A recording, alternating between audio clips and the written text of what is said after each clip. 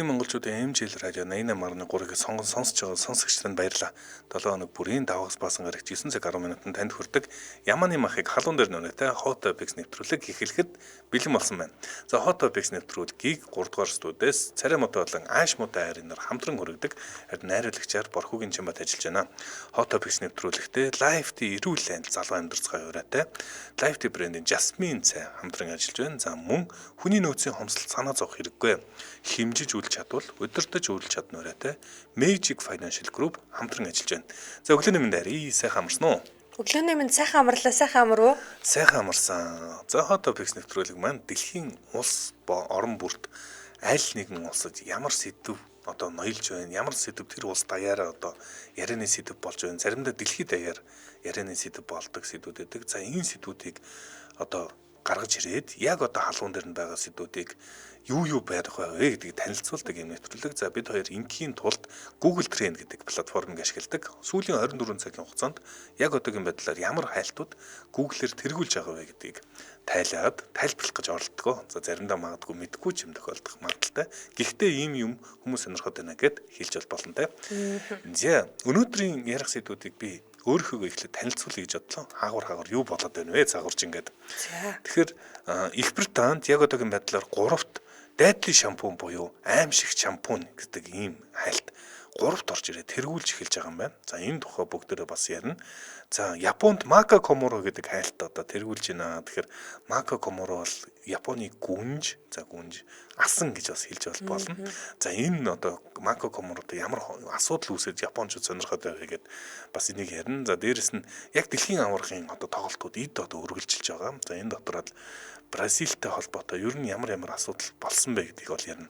За Оросын холбооны улсад Jude Law гэдэг хайлт тэргүүлж эхэлсэн байлээ. Jude Law гэдэг одоо Их Британий жүжигчин яхаараа Оросууд тэгж их сонирхоод байгаа юм бэ гэд сонирхож магадгүй. Jude Law болон Путин гэдэг энэ хоёр нэр зэрэгцэж орж ирээд хайлт нь орж ирээд байна. За тэргүүлж энэ Оросод надад ч сонирхож байна. Тэгэхээр энэ бас ямар учиртай ингээд бүгдээрээ тайлбарлах гэж оролдоно. За бусад бас би зүгээр ямар хайлтууд байгааг нь би зүгээр сонирхолч. Оросууд Scarlatina гэдэг Scarlet гэдэг энэ улаан бурхан гэхүү улаан бурханд бас яг биш бах. Нэг Scarlet Fever гэдэг одоо ийм одоо өвчин одоо Таиландд тарахад байгаа үүнээс болгоомжлоод Оросууд хайгаад байгаа юм билээ. За яагаад ингэж байгаа гэхээр Оросууд маш ихээр Таиландд байгаа юм шиг үлээ. Тэгээд үүнээс санаа зовоод бас ингэ хайгаад байна гэсэн. За Солонгост бол яг одоогоор түүхэнд их хамгийн аимшигтай түүмэр болж өрнөж байна гэдэг энэ асуудалгаа хуурай салхитай байгаа учраас түүмэр бол Солонгост болоод тэр чигээрээ ноёлж байгаа юм байна. За мөн Каркуша гэдэг одоо бид нар Спокойны ночи малыш гэдэг нэг кино одоо ОРТ гэдэг суугаар нэг юм хүүхэлдэйн кино гаргадаг нэг хүүхдийн нэвтрүүлэг байсан шүү дээ. За тэрэн дээр одоо дуу оруулдаг байсан Каркуша гэдэг hirээний дүрд дуу оруулдаг байсан Марченко гэдэг хүн нас барсан юм байна. За Солонгос дахиад New Jeans гэдэг хамтлагтай холбоотой сенсац тэгдэд байгаа. За New Jeans гэдэг хамтлагч нь өөрсдийнхөө гэрээ байгуулсан продакшн компанитайгаа гэрээгээ цуцлаад өөрсдөө юм бие дааж уран бүтээл хийх гэж оролцсон. Тэгээ бөөн нэрээ өөрчлөөд бөөн асуудал болсон. Энтэй холбоотой асуудлууд шуураад байгаа юм лээ. За миний хувьд болохоор ийм мэдээлэлд хүргэнэ. Өнөөдөр ер нь их мэдээлэл их илбэг байлаа. Манай аригун ч нөгөө надаас эрт бусдын болохоор мэдээнүүдээ базаа тавьсан. Би зүгээр их жаргалтайгаар урж ирлээ шүү дээ. За тэгэхээр би болохоор Их Британий нэг дуучин эмэгтэй одоо энэ хүн чинь бас нэг сүүлийн баг 10 гаруй жил яг уралгаас нэлээд хөндөрөөд тэгээд тийм одоо далд амьдарч байгаа энэ эмэгтэй тухай одоо иргэн гарч ирсэн тухай ярьж өгнө те бас энэ эмэгтэй яагаад ингэж те мандаж явсан карьераасаа татгалзаа тэгж далд орсон тухайд би ингэж одоо олонний нүднээс дайж болсон тухай ярьж өгөхөл дараагийн сэдв бол одоо энэ бүр дэлхийд техний анхаарлын төвд ороод байгаа сэдв. Энэ юу вэ гэхээр Рэчел Зеглер гэдэг нэрээр тренд дээр орж ирсэн. Тэгээ бас улс орнууд дээр цасан цагаан буюу Snow White гэдэг үгээр ингээд улс орнууд дээр битүү байна заяа хүмүүс гол муулах гал хайгаад би ч гэсэн муулан заяа. За хамт муулах юм байна. Миний бүр ингээд нэг хил ам захтнаад байгаа. Чамбагийн хэлэхээр гоё. Чамбаас би хэлээгүй. Би нэг тийм муулах дуртай хүн бол биш л дээ. Юу ч ирээд байна. За дараагийн сэдв болохоор Их Британий одоо ер нь бол нилээ яригдж байна. Их Британд яригдж байгаа сэдвлээ тренд дээр энэ нэр нь орж ирсэн энэ эмэгтэй нэр. А тэгэхээр Британий одоо нэгэн шоронгийн одоо дарга гэх юм уу? Аа. Дарга эмэгтэй одоо нэг харт амхны бүлэглэлийн гишүүнтэй нэр холбогдсон тухайн ингээд тэр нь нотлогдоо шүүхтээр очоо тэгээ Британи даяар одоо тий бүхэл бүтэн тийм одоо засгийн хүмүүжлэх системийн маш том төлөөлөгчтэй ингээд чоронгийн дарга хүн байтлаа ингээд гэмт хэрэгтнүүдтэй ингээд одоо өгсөн хуйлдаад бүр тий ингээд одоо дотн хайр сэтгэлийн харилцаатай болсон тухай тийм ээ. Кино за. Бодит амьдрал дээрх кино юм байна тий. За үргэлжлүүлээд болохоор одоо Их Британий одоо таалт өгсөн хатанхаа Элизабет хүртэл ингээд оролцсон тоглож байсан Paddington гэдэг кинотой холбоотой нэг мэдээлэл бас Британд нэлээд ингээд шуураад байна. Гэтэ яг кинотой бол холбоогүй. Энэ бол нэг гудамжинд болсон нэг тийм танхаарал гэх юм уу те нэг залуу насны ааг омгоо барьж ядсан нэг хоёр залууга үйлдсэн хэргийн талаар би ярьж өгнө. За маш сонирхолтой байна. Тэгэхээр их тавчхан өнөөдөр явж бол магадгүй бүгдийг хүрэх гээд бид хоёр хичээе. За эхний мэдээлэл надаас эхэлнэ. За. Mercy гэдэг дуугаараа 2008 он одоо намайг оюутны хэдвэр курс юм бэ 3 дугаар курс тахад яг энэ Daffy гэдэг одоо дуучин гарч ирээд одоо би нөгөө амар нөгөө юуны одоо нөгөө дууны бэрхшээлтэй байхгүй юу таг солгоо буюу одоо сонсголгүй болохоор дуулах гад тэгэхээр намайг дуулангууд хүмүүс юу дуулаад байгаа гэд юу уншаад байгаа гэдэг зарим нь утгыг яриад өгчөө. Тийм болохоор дууг нь энэ дууг ингээд манайх ингээд сонсвол бол мэдэх байхгүй юу. Харин Daffy гэж айгүй сонссон. Одоо миний багтаа сонсчихсан дуучин мөн үү? I love you гэдэг яг энэ дууны одоо дуучин 40 настай дуучин бүсгүй одоо TikTok дээр өөрийнхөө яг энэ алдарт энэ Mercy гэдэг дуун дээр одоо ингээд дуулж байгаагаар бичлэг хийгээд гарч ирээд тэгээ энэ хүний чи одоо үнэн шүтэн бишрэгчтэй дэлхийн хэмжээний од байсан үнийг ингээд гинт гарч ирэнгүүт нь хүмүүс ингээд шуугалдаа шаагалдаад Daffy эргээд урлагтаа орж ирэх гэж байгаа юм байна гэж бужигнаад байгаа юм байна. За Daffy яагаад ингэж сургаггүй болсон бэ гэхээр одоо сүүлийн бараг 10 гаруй жил ингэж сургаггүй байжгаад 2020 оны 2 сард заяа. Яагаад ингэж сургаггүй болсон гэдгээ ингэж бүр хүчин давтаж ингэж мэддэг хийхээс өөр аргагүй болсон. Яагаад тэгэхээр өөрийнх нь тэр нөгөө нэг ингэж олонний нүднээстэй олонний хөлөөс дайжаа тийм олонний хаалын төвөөс ингэж далд амьдраад байгаа шалтгаан нь хин нэг хүн шар хөвлөлд зарна гэж сүрдүүлээд. Сүрдүүлснээс нь болоод өөрөө ингээд урдчлаа за надад ийм юм тохиолдсон юм аа ийм болохоор би ингээ олонний нүднээс хол байгаад байсан юм аа гэдэг ийм одоо тий хатсан шалаанд ороод аргагүй өрхөнд ороод энэ мэдээллийг хийж исэн. За тэгсэн чинь ингээд 2000 одоо миний ойлгож байгаагаар бол 2015 оны хавцаа Daffy ингээд энэ бүр ингээд бүр амар өрөвдмөр заяа. Төрсөн өдрөө тэмдэглэжсэн заяа. Нэг ингээд тэр зоогийн газарт. Төрсөн өдрөө тэмдэглэж их үеэр нь тэр ууж ижсэн юмд нь ямар нэгэнтэй ингээд мансууруулах зүйл хийгээд заяа. За тэгээ нөгөө тэр хүн чинь ингээл олонний нүдэн дээр байгаа юм шүү дээ. Тэнгүүд масарчлаа гэдэг юм уу те. Шууд ингээл авч явал онгоцонд суулгаа заяа. Хувийн онгоцонд суулгаа заяа. Харин хинэн тодорхойгүй. Хувийн онгоцонд суулгаад гадны нэг орон даваачаад заяа. Чочт буудалд оруулаад тэр хүнийг тэнд нь ингээд хэр хугацаанд хорсон мэдгүй хориод хүчирхийлээд заяа. Ийм нөхцөл байдалд оруулаад ингээд те. Чи дэлхийн хэмжээний дуучин байсан юм шүү дээ. Дэлхийн хэмжээний Аз зэрэглэлийн од байсан 2008 9 10 онд Daffy шиг мандан бадарчсан дуучин байгаагүй. Тийм үү дэлхийн хэмжээний одыг хулгаалаад барьцаалаад тэгээ бүр хил дамнуулаад тэгээд ингээд чочд буудалд хориод тэгээ ингээд хүчирхийлэлтэй байлгажсэн гэж байгаа байхгүй юу.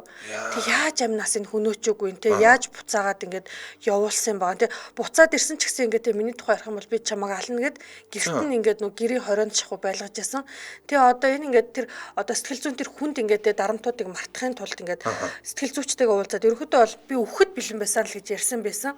Хинч тгий штэ тий ер нь амар. Энэ одоо царай харж байгаа бол би айгүй харсан. Би одоо зүгээр дуугийн яг орж ирэхгүй нь ямар ч хэлсэн энэ нэлийн алдартай дуучин. Тэгээд ийм Аз зэрэглийн дуучин зүгээр ингээд тулгаалж авч яваад нэлийн бэрта тэгээд хувийн онгоц гэхэр чинь их бэрта тэгээд хил дамнуулахын тулд хил давуулахын тулд тэр чинь янз янз одоо гил галийн асуудлаар яадаг өлгөдөө одоо явдаг л баймаар ингээд л бүр ингээд холгаалж аваад ийм том зэрэглүүнийг аваад хүчирхийлж ийн гэр чи ямар аимшигтэй юм бэ одоо бүр хууль үйлчлэгүй хүн юм уу ямар тэгээ тэр хүн баригдсан юм болоо тэр хүн нь баригдаагүй хин гэдгийг нь өөрөө ингээд хилээгүй заяа тий тэгээд одоо магадгүй ингээд энэ бүсгүйг тийм үү бид нар ингээд за тэр хүн нь ч ингээд байхгүй энэ хэлэхгүй байгаа юм чинь ингээд худлаа ярьсан гэж харж болно л доо гэвчиг нь үнчинтэй мандан бадарч явсан карьераасаа татгалзаад ингээд 10 гаруй жил олонний нүднээс ингээд далд тий ингэж амьдарч ин тэгэхээр бүр яалтчгүй л одоо тухайн үед Daffy мандчих үед адил ч нэг тийм том байгаагүй л үе байхгүй да ер нь тий тэгэхээр чи энэ ч одоо бүр аимшигтай бяртаа хүн хэлхээс айгаад байгаа л гэсэн үг. Одоо би тэгж ойлголоо. Би одоо тэгээ ингээд яг энэ тухай ингээд өмнө нь уншичаад яг энэ тухай үед 20 онд би ингээд яг энэ чинь 20 онд хэрвээ тренд дээр би орсон бол Дафи гэдэг нэр одоо баг бүх улсад тренд болсон л да. Ягаад тэгэхээр энэ чинь амар тийм том сенсацтай мэдээлэл хийчихэр ч одоо хүмүүс ч очиод тий. Ямар ч тач одоо тэгээд өөрөө одоо ингээд 2020 онд яг энэ мэдээлэлээ хийгээд мэдээж энэ үйл явдал бол одоогоос нэг 10 гаруй жилийн өмнө болсон гэдэг байгаа байхгүй юу. Энэ үн чинь 2015 оны хавцаагаас карьераа ер нь зогсооцсон. Тийм. Гэхдээ ер нь баг хүнтэй харьцахад чийгүү болсон травмууд байсан байж магадгүй юм шүү дээ. Тэгээ нэг олонний нүд мүдэн дээр ил гарахааргүй те. Тэгээ одоогоороо болохоор энэ Universal Music Group-ийн одоо охин компани гэж байгаа Polydor Records гэдэг компанитай бол гэрээтэй дуучин гэдгээр бол явдаг хэрнээ. Одоо сүүлийн 15 оноос хойш 10 жилийн турш ямар нэг уран бүтээл хийгээгүй ийм байгаа юм байна. Гэхдээ одоо би яг энэ Википедиаг нь харж байна л да. 2003 онд гарч ирээ заяа. 2003 онд тасралтгүй уран бүтээл хийж аваад 2011 онд завсарлаад зогсоод заяа. Тэгээд 15 онд нэг кинонд л тоглосон юм билээ. Тэгэл ингээд тэр чигээр карьер нь баггүй. Ийм энэ одоо entertainment салбарт бас би ингэдэг гэж одоо ойлголоо. Дидигийн хэрэгсэл болж байна л да. Диди бол продюсер хүн юм нэр нөлөө бүхий продюсер хүмүүс байдаг. За ийм хүмүүсийг Диди нэгэн дайраад эхлэхээр л олуулаад ярьж байгаа болохоос ш дандаа хэрэгүүд нь ингээд хожмоо гарч ирээд байгаа. Тухайн үед хүчирхийлсэн тухайн дээрлэхүүлчихэд яг өмнөөс нь одоо дуурах гэхээр дийлдэггүй учраас дуурдаггүй. Тэгэхээр магадгүй хизээ нэг цагт Дафигийн цаана хэн байсан бэ тодруул Дафи энэ хүн байсан маа гэж хэлхийг хүлээж байгаа болохоос ш яг дуурч чадгааргүй хэмжээний тийм том хүн л бэж магадгүй юм байна гэж би зүгээр дотроо бодлоо. За бас ямар сонин хэрэг вэ те. Дэлхийн хэмжээний одыг ингээд аваад яачдаг хулгайлцдаг. Тэгээд хэрэг одоо хүлээгдэхгүй тэгэхэд молторчдаг гэхээр бас сонин юм аа. харин За манай Hot Topics нэвтрүүлэгтээ эрүүл залуу амьдарцгаая яваарай. Live брендийн Jasmine цай хамтран ажиллаж байна. За өнөөдөр бид хоёр нь ялах Jasmine цэцгийн дэлбэтэй ногоон цайг танилцуулна. Тэгээ энэ наад цай чинь чи өвд хоёрт их хэрэгтэй. Би одоо уншиж заяа. За. Хоолны шингэцэн мөө. Гэдэс цэвлэгээр жин нэмж байгаа. Гэдэс хийгээр зүүрч. Байнга унгуулдаг элэг өөхөлттэй. Элэг өөхлөлттэй, элэг бүтцийн өөрчлөлттэй, амархан ядардаг, нойронд муу, нүүр болон дал хэсгээр батг гардаг, жээж хорсдог, хумсны толионд босоо зураас үүссэн цүс төрөлттэй хүмүүсийг вэ штэ. Jasmine цаг уухыг бүр зорж зөвлөдөг. Йоо, энэ зүгээр надад хоёрхан юмнаас нь бусдад л байгаа. Цагаан зураас байна уу? Цагаан зураас байна. За би нойрон бол муу бол биш. За сайхан унтна штэ, ер нь бол унтна. За тэгээд нэг батг одоор гарч байгаа мэдэхгүй байна. Одоо гарцсан ч байгаа юм болоо. Тийм асуудал байхгүй. За тэгээд цагаан сар сайхан болсон. Тэгээд цагаан сарын дараа бол хоол шингэц ихэд муудсан байгаа. Тэгэхээр нийлх Jasmine цэцгийн дэлбэтэй ногоон цайг хандлаад уух хэрэгтэй. За тэгэх юм бол навчин цайг одоо таны хоол шингэцийг сайжруулна гэж. За нэг сануулгах зүйл навчин цайг бол буцалгаж уудаггүй, ихэвчлэн халуун усанд буцсан усаар хандалж уудаг. Тэгээд нэг хандалсан усаа цайгаа дахин хандалж болдог гэдгийг дахин сануулъя. За сайн жанрын цайг бол дахин хэрэглэн. За дээрэс нь амд нь хүртэл дагаад их гоё болоод явдаг. Тэгэхээр дуусан дуустал нь одоо ингээд хандлаад уувал их тийм хүртээмжтэй дахин ашиглах боломжтой шүү. Өөр амт амтагдал. Би одоо өглөө ирээд нэг ингээ аягандаа нэг найруулчих. Тэгээ орой болтол тэрэн дээр усыг л угаас уучих юм. За, лайфтэй цайг авахд хүргэл дүнгүүдээр нь брендийн шилэн аягаас бэлгэлж байгаа. За. Органик хэлдэг нэмэлт байцгүй. За, тансаг зэрэглэлийн цай гэж байгаа. Тэгэхээр тансаг зэрэглэлийн цай уун ер нь сайхан цай уун гэдэг бол тоолж боромгүй их одоо тансаглал сайхан байдаг. Дээрээс нь эрүүл мэндийн аж тустай байдаг болохоор цайгаа зөв сонгох нь бол мэдээж хэрэг. Маш чухал одоо сонголт. Тэгэхээр танд Live Tea брендийн Jasmine цайг санал болгож байна. Тэгэхээр хоол боловсруулах үйл явцыг тогтворжуулах үйлчлэл бүхий пантотины хүчлийг агуулдаг болохоор гидсний дүүрэнг байдлыг бууруулж хоол шингэцийг сайжруулдаг гэдэг юм. Тэгэхээр ямар нэгэн эм бэлтгэл хэрэглэхгүйгээр те ногоон цай Jasmine цайгаа уухад бол ер нь гидсний ингээд дүүрээд байгаа байдал бол байхгүй болно л гэдэг байгаа шүү дээ. За тэгэлгүй байхад Jasmine цэцэгтэй дээд сортын ногоон цай гэж байгаа. Илгэний өөхлөлтөнд цай гэхэд надад бол их таалагдлаа. Тэгээд цээж ханхайж, цээж хорсолтыг бас намдаадаг. За навчин цай угийн С амин нэмээр баялаг. Тийм учраас эргэтэн систем дархлаанд бол эрэг нөлөөтэй ийм бүтээгдэхүүн байгаа. Та бүхэн 94.11 33 26 гэдэг дугаарлал залгаарай. 94.33 26 гэдэг дугаар. За мөн хүргэлт нь үнэгүй гэсэн шүү дээ. Та бүхэн 94.1 18 14 гэдэг дугаарлал залгах юм байна. 94.1 18 14. За энэ Jasmine брендийн Live Tea брендийн цайнуудыг сонирхыг гэвэл номин E-Mart, Аргил, Сансар, FS гэх мэт сүлжээ дэлгүүрүүдээр замус мөн байгаа. Tea Garden by Tea Lovers Live Tea гэдээ хайвал Facebook пэйж байгаа. За та бүхэн лайк дараарай. Манай Hot Topics нэвтрүүлэгтээ эрүүл залуу амьдарч байгаа яваатай Live Tea брендийн Jasmine цай хамтран ажиллаа. Баярлалаа. Баярлалаа. За Hot Topics нэвтрүүлэг үргэлжилж байна. Дараагийн сэдвүүгээр бүгд орцгоё. Өнөөдөр бол нэлээд шахуу хөтөлбөртэй бүгд явж байна. Deadly shampoo буюу аимшиг шампунь одоо үхлийн аюулт шампунь гэдэг юм хайлт. Их Британд яг одоогийн байдлаар 3-т 20 мянган хайлттайгаар тэргүүлж байна. За энэ бол хэдэн 11 цагийн өмнөөс 1000% өсөлттэйгээр ийм тэргүүлж байгаа. Яг одоо бас Их Британд даяар яригдж байгаа юм сэдв юм байна. За энэ ямар учиртай юм гэсэн чинь за Tech Italy гэдэг ийм нэртэй алдартай брендийн шампунь байдаг юм. За энэ Tech Italy гэдэг брендийн шампуныг буцаад татан дуудахаар болсон. Германы жишээ нь Henkel компани 1068 ийм багцыг одоо буцаад татан дуудчихад байгаа юм байна. За энэ Tech Italy гэдэг энэ шампунь болохоор хуурай эвдэрсхийн үүсний ийм зориулттай ийм одоо шампунь. За тэгээд дотроос нь Klebsiella oxytoca гэдэг бактери илэрсэн.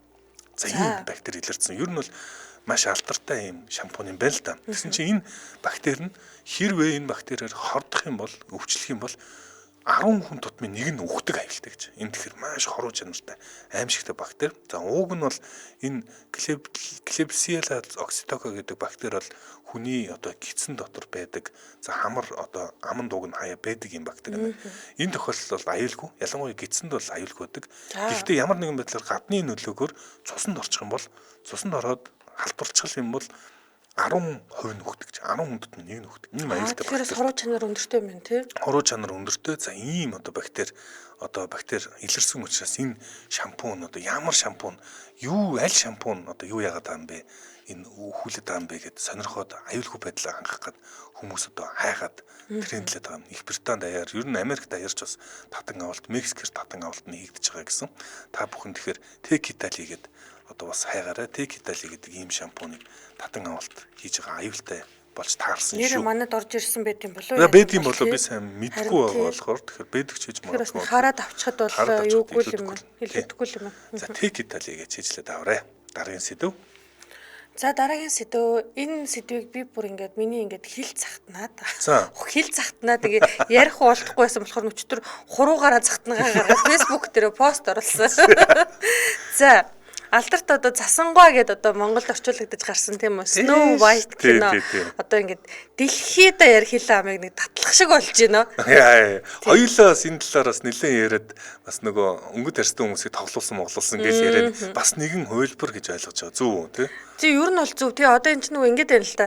Кино нь одоо woke culture буюу одоо нэг тийм woke соёлын одоо үр болсон кино ингээд дэлхийд дахинд гарч ирэнгүүтээ ингээд зарим юм ингээд нөх хитрхи хүчилчихээр ямар ч ингээд утга уянг нь алагдчихдгийг нэг тийм одоо жишээ боллоо гэдэг байгаа байхгүй хитрүүлчлээ гэдэг байгаа тийм жишээ нь ингээд одоо энэ чинь уламжлалт тийм үү бид нар чинь 1937 онд гарсан Засангуй гэдэг хүүхэлтэйг сайн мэдэн штэ Монгол даяараа хэдэн ч жил үзсэн тий Тэнгүүд энэ хүүхэлтэйн дээр тийм үү Засангуй чинь нэг тийм цасан цагаан царайтай байдаг бол одоо нэг тийм хунгарал нугасал тийм штэ тий хунгарлсан бор зас шиг засан боргол царайтай охин тоглолоо тий Тэг ингээд одоо ятгад энэ тоглосон охин маань өөрөө үнэхээр ингээд нөгөө нэг хил амтай айч охин юм байна зүгээр ингээд тийм үү бантангийн хутгажийн цан чинь За яасан энэ Рэйчел Зеглер гэдэг охин чимээгүй байхгүй байгаа юм байна. Үгүй бүр ингэж за би Рэйчел Зеглерийн тухай өнөөдөр ярих гэж байна л да. За 23 настай энэ жил заяа. За тий 2000 одоо энэ чинь 16 онд илүүтэй гарсан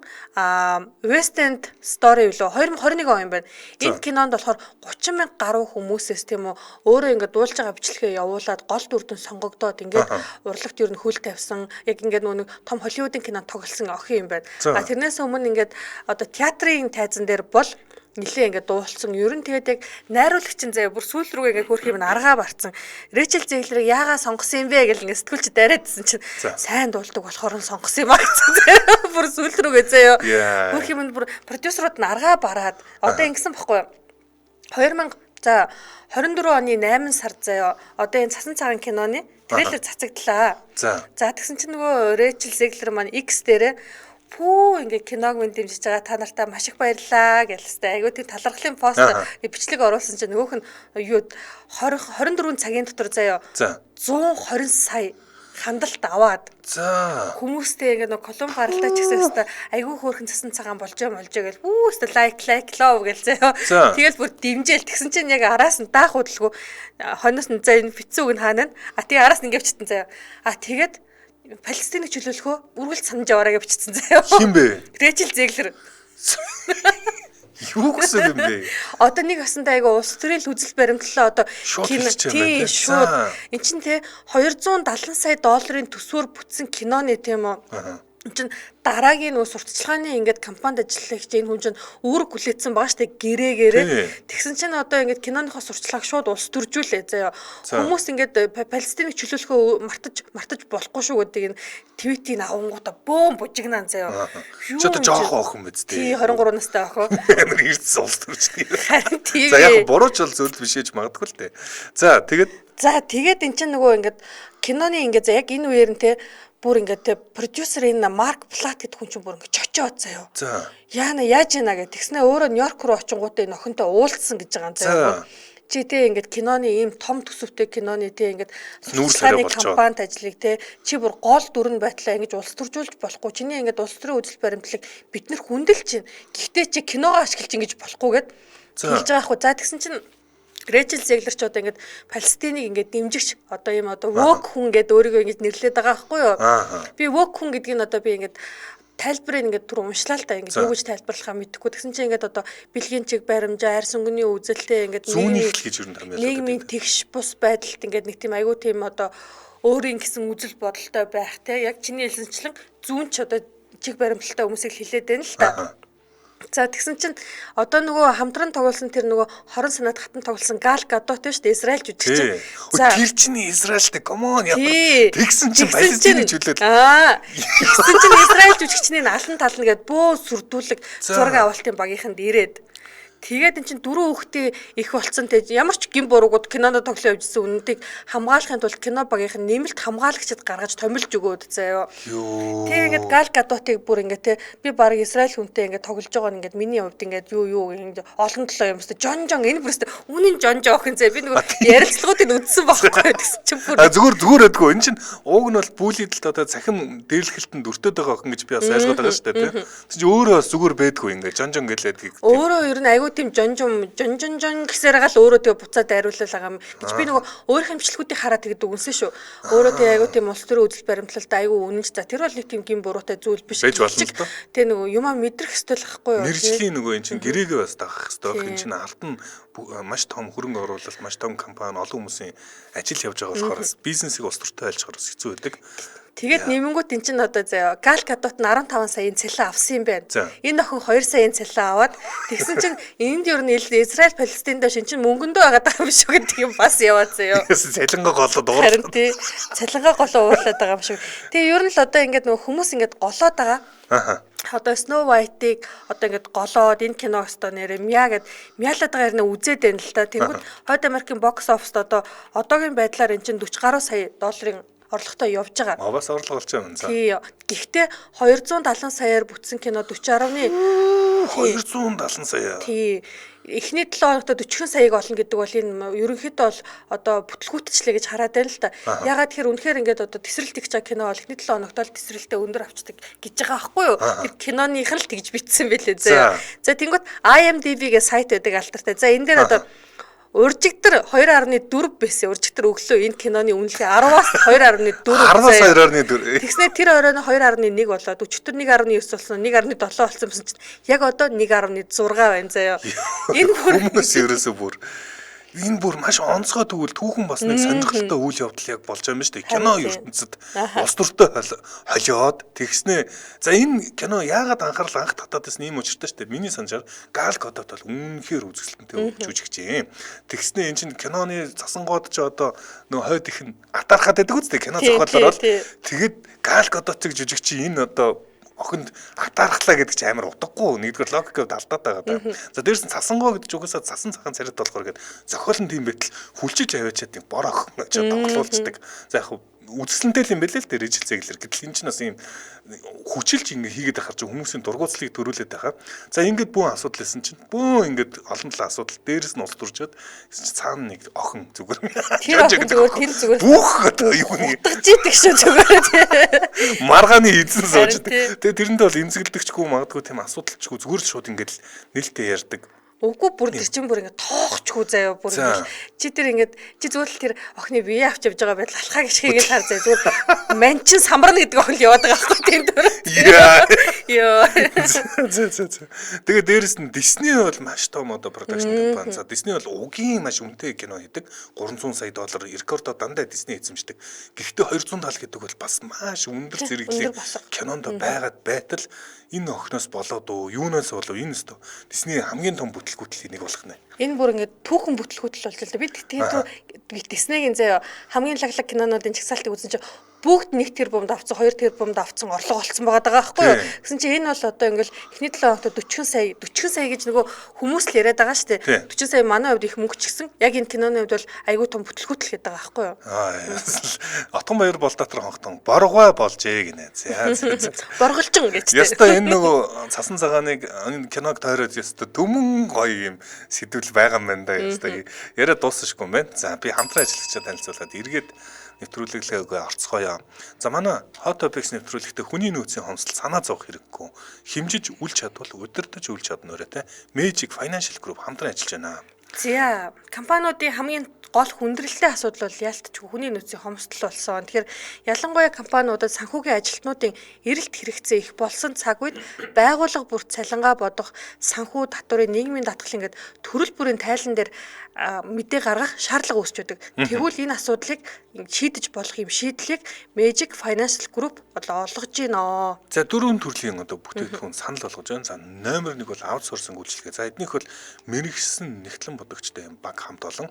За танаа байгууллага тусдаа яг анхаарсан нэгтлэн томилж өгнө. За ийм байгууллага цаана байгаа учраас энэ нэгтлэн солигдлоо ч гэсэн айх зүйл байхгүй. Дараагийн мэргэжлийн нэгтлэнгаар бага орлоо таны одоо санхүүгийн тасралтгүй байдал үргэлжлэх одоо найдвартай байдлыг хангаж өгөх бүрэн боломжтой аутсорсинг үйлчилгээг санал болгож байна. За дараагийнх нь хэрвээ танаа компани угаасаа нэгтлэн бодогчтой бол за тэр компани нэгтлэн бодогч магадгүй бас мэргэжлийн жоохон чадвар дутагдаад байгаа бол сургалтыг тань санал болгож байгаа. Тэгэхээр эдгээр сургалтын төв бол маш алдартай. Тэгэхээр таны нэгтлэн нервийн ажлыг бүртгэл тайлан эмх цэгцтэйгээр гаргах чадвартай мэргэжилтэн буюу яг практик чадвар гэж яриад байгаа. Онцлог сонсохныг ондоо практик туршлагыг нь танд суулгаж өгөх ийм мэргэжлийн хамт олон байгаа.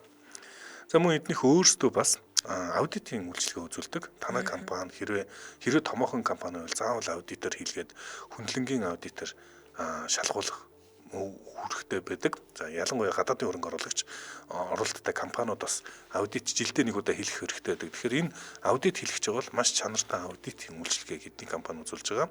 За Magic Financial Group бол хамгийн алдартай Magic Finance гэдэг жижиг дунд аж ахуйн нэгжүүд зориулсан санхүүгийн програмтай өөрсдөө хөгжүүлсэн. Тэгэхээр уламжлалт тайлан гаргадаг гар ажиллагааг 80% хөнгөвчлсөн автоматжуулсан програм. Тэгэхээр нийт 2000 гаруй хэрэглэгчтэй юм. Санхүүгийн салбарт бол бие даацсан маш том юм өөрийн гэсэн орон зайтай ийм байгууллага байгаа. Тэгээд 18 жилийн туршлагатай хууль стандартад нийцсэн үйлчлэгийг үзүүлж байгаа. За тэгээд тухайн үйлчлүүлэгчдэд одоо бизнесийн одоо салбарт нь яг тохирсон зөвлөмж шийдлийг санал болгоно.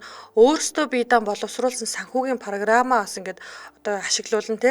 Мэдээж туршлагатай мэргэжлийн баг хамт олонны одоо танд ингээд туслах үйлчлэгээ үзүүлэх учраас Magic Financial Group-ыг санал болгож байна өө. За тэгэхээр Magic Group зэг юм байна гэд вебсайт руу албан ёсны вебсайтууд та ороод дэлгэрэнгүй мэдээллийг аваарай. Харин утсаар мэдээлэл авъя гэвэл 7288 за маш амархан юм байна. 7288 7288 за байрлал нь бол Баян зүрх дүүргийн 43 дугаар хороо UB Tower гэж байдаг 15 дахь хавтанд байт юм шүү. За манай нэвтрүүлэгтээ хүний нөөцийн хомсдол санаа зовох хэрэггүй. Хэмжиж үл чадвал удирдах үл чаднуураатай Magic Financial Group хамтран ажиллаа. Баярлалаа.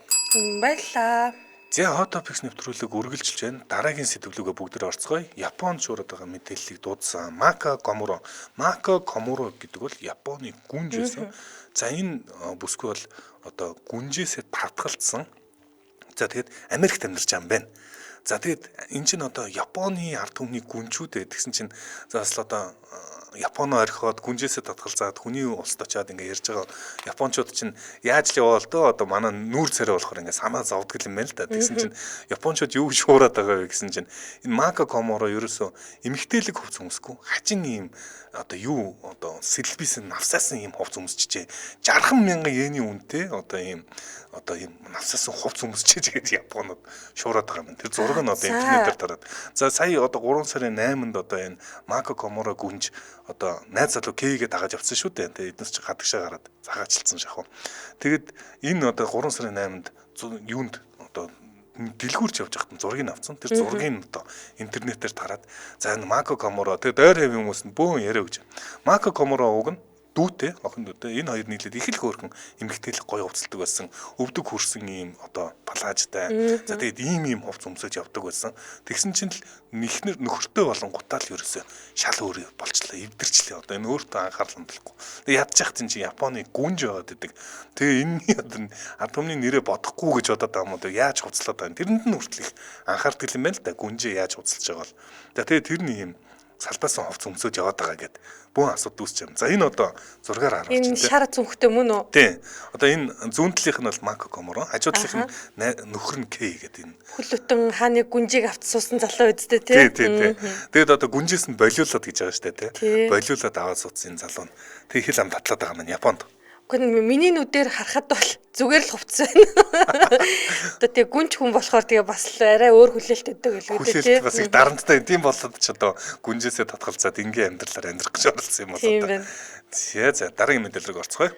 За дараагийн мэдээлэл би юу? Би тий. За тэгэхээр Их Британд за Кэри Пэг гэдэг эмэгтэй нэр тренд дээр орж ирсэн. За тэгэхээр трендээр орж ирсэн энэ эмэгтэй болохоор 42 настай. Ерөнхийдөө бол одоо энэ Их Британий ингээд шоронгийн үйлчлэгээ гэж байгаа байхгүй юу? Шоронгийн одоо ингээд хууль хянах байгууллага энэ засан хүмүүжүүлэх системийн хувьдаа ингээд өсөж яваа од гэж нэрлэгдэжсэн эмэгтэй юм байна. Ууг нэг карьертэй тийм карьертэй. Тэгээд ер нь маш доороос ингээд энгийн ажилтнаас эхлээд бүхэл бүтэн одоо энэ хаана Киркхам гэдэг шоронгийн одоо дарга болцсон. Байсан юм байна. Биш юм Ланкашир гэж шүү. Ланкашир гэдэг шоронгийн дарга болсон байжгаад энэ үедээ заяа ийм юм болсон. Би ингээд маш товчлоод яриа заяа. Энэ бүсгүй маань өөрөө болохоор ингээд нэг шаргал өстэй бүсгүй байна уу? За зихэр нүдтэй. Энэ жоох ингээд нэг тийм яд руу яваа зураг нэг шүүх мүхтэр асуудалтай. Уг нь бол гой зураг зөндөө байлээ. За уг нь бол од шахуу царайтай хүн юм. Тийм. Тэгсэн чинь одоо энэ бүсгүй болохоор мөнгө төгрөгийг бол ингээд те ер нь их тийм одоо санхүүгийн сахилга бат муутай. За баруун солгоогүй цацдаг. Тэгээ шоронгийн захирлын хувьд даргын хувьд болохоор ингээд мөнгө одоо цалин сайн авдаг ч гэсэн тэрнийг амьдралдаа ингээд хүргэж чаддгүй нэмээд үр зээлэнд их орцсон нэг тийм санхүүгийн сахилга бат муутай эмэгтэй байж энэний нөгөө шоронд одоо тухайн өөрийнх нь одоо те даргалжсэн шоронд хоригдсон харт амхны 8 чин залуу олж мэдээд ингээд нэг тийм мөнгөөр өөртөө татаад заяа. Жаахан ингээд тийм кино юм бэ. Бэлэг сэлтэмэлт өгөө заяа. Одоо ингээд өөр чин дурлцлаа те ингээд бэлгийг минь хүлээн зөвшөөрөөч гих мэтчлэн заяа. За тэгэж өгсөн. За тэгээд тэр өгсөн бэлгэнд нь би тэр түрүүн чамаас нөгөө нэвтрүүлэг эхлэх өмнө асуусан шүү дээ. Mercedes C-Class гэдэг чинь одоо тийм хямдхан машин юм уу? Нэг 50-60 мянган фунт байдгүй бах та гэд асуусан шүү дээ. За өстө мэдэхгүй байна. Би баримжаалаа. 12 мянган фунтын үнэтэй Mercedes C-Class өгсөн гэдэг байгаа байхгүй юу? 120 мянган болов. За 12 мянган л гэсэн байна да. Тэгэхээр нөгөө би за энэ магадгүй хуучин машин бахал гэж бодсон. Гэвчгэл эн чинь нөгөө одоо те өөрийнх нь албан тушаалыг бодож үзсэн ч гэсэн шоронгийн хоригдлоос энэ хэмжээний бэлгэсэл тавах ерөөсөө ямар ч нөхцөл эрх зүй үндэстэй байхгүй. За ингээд энэ хэргийнхаа тэгэд авцсан юм уу те тэр? Авцсан бүү. Авах нь байтугай. Гэрт нь нэгжлэг хийсэн чинь гэрт нь 2 шүднээс созжсэн. За нэг созон дээр өнөөх хоригдол залуугийн ДНХ байвал яах вэ? Юу гэсэн үг юм бэ? Шоронд хоригдож байгаа. Шоронд хоригдож байгаа залууг харин нөгөө машин авангуудаа төрүүлээ сулсан байхгүй да. Үгүй энэ ч одоо шоронд хоригдож байгаа үед нь гэртээ авчираад байсан юм шүү дээ. Энэ ёо бандангийн утгасан байна шүү дээ. Харин TV бүр гэдэг. Тэр бүр амар шалгасан байна. Сойцноос нь ДНХ гэж шалгаж болоо. Би бүр тэр хоёр сойцс. Баян амьдрд юм уу? Хоёр сойц гэж хэлжлээдэг те.